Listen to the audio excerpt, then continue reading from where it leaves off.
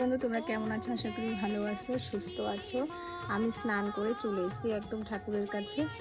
তা চলো, আমার মা লক্ষ্মীকে দেখো আমি আজকে কীভাবে সাজিয়েছি, তোমাদের সেটা শেয়ার করবো। চলো তাহলে দেখা যাক।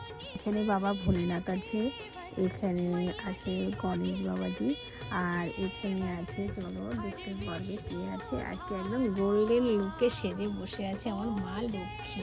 দেখতে পাচ্ছ? ও অসাধারণ আজকে মাকে মনে হচ্ছে। দেখো, দেখতে পাচ্ছ?